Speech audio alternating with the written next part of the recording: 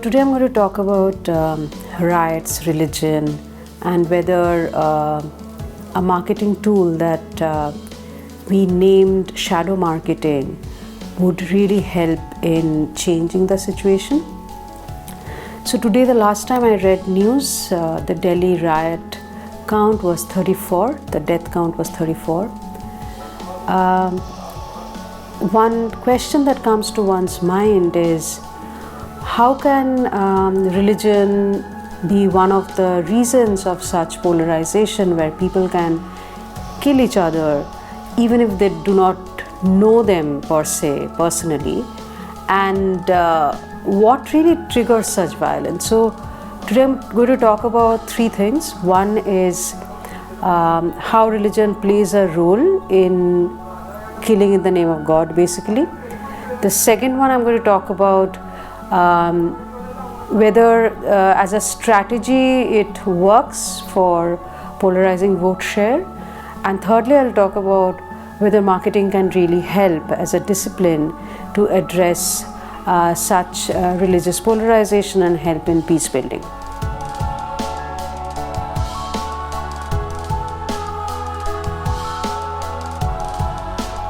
So way back in 2009, when I was doing some field work on Kandhamal riot victims, there was this Christian riot victim who was giving me an interview.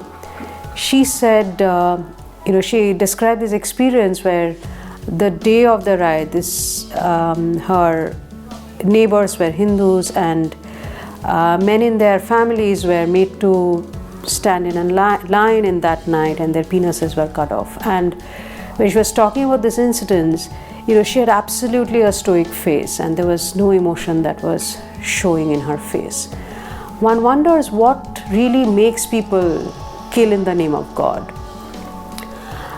There are some research studies, like for example, there is this University of Virginia professor Vamik Volkan, who published this book called Killing in the Name of Identity. Here he talks about how if there is a traumatic event that happens around identity, it can be, and if in the lifetime of the victims, if that perceived injustice does not get addressed, then that can be transmitted to the future generations through what he calls transgenerational transmission of trauma. And even thousands of years later, this chosen trauma can be reactivated and it can again bring in the cycle of violence. So he talks about how this can go on for thousands of years unless the cycle of violence is really broken.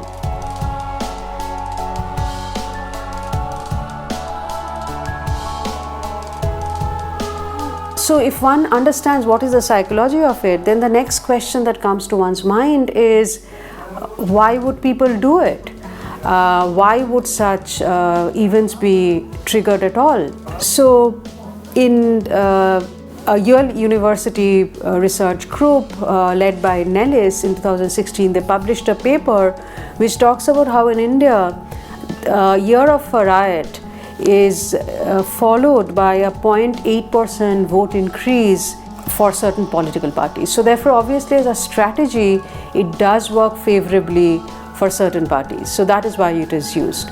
Now, the question that I have asked in my research for the last, I started this research way back in 2006 onwards, 5-6 onwards. So this question that I've been asking myself is, what is really lying deep down when people use violence? And what do these people groups which seem to be polarized think about each other? So I published a book in 2017 based on my work in America, where I worked on Christian-Muslim relationship, and this book is called Marketing Peace: Deconstructing Christian-Muslim Narratives of God, Salvation and Terrorism. So in this book, I report my finding that the two faith groups, Christians and Muslims, essentially at a deep metaphorical level think about themselves as in exactly similar way. And there are these deeply entrenched container experience, and they see a wall between them. And if there is any attempt to bring down that wall, they perceive it as a threat. So it's not a good idea to necessarily bring down the walls all the time. So in political science, they talk about, and in conflict resolution literature, they talk about this concept of contact hypothesis, where people of two different groups are brought together so that they can see the commonalities, and therefore peace is restored.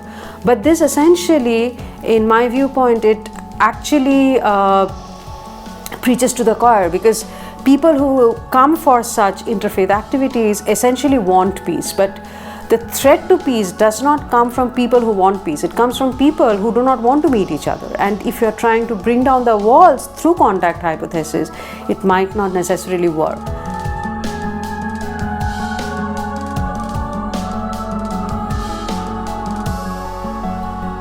So recently, my colleague Partho Sharathi Roy and I actually, wrote a paper which is forthcoming in one journal, Journal of Social Marketing, where we propose that if there are social enterprises which are not specifically talking about peace, but talking about something else, for example, say if we get middle school children together to work on environmental issues, or on hygiene issues, or on how to increase entrepreneurial relationships between two groups of people or multiple groups of people, then people do not see it as an immediate threat. So you do not talk about peace per se, and your original idea is peace, but you do not talk about peace. So you actually bypass that wall in some senses, and you make those walls porous through this mechanism which we call shadow marketing framework. So this way what we do is we essentially make the walls porous, keeping in mind that people see the other faith group in another container while I am in a different container. So the walls have to be made porous without actually trying to bring them down. This brings me to the song of John Lennon, where he said, "Let's imagine a world where people can live in peace." So the question that I ask necessarily is that, can shadow be a mechanism to go towards light and peace?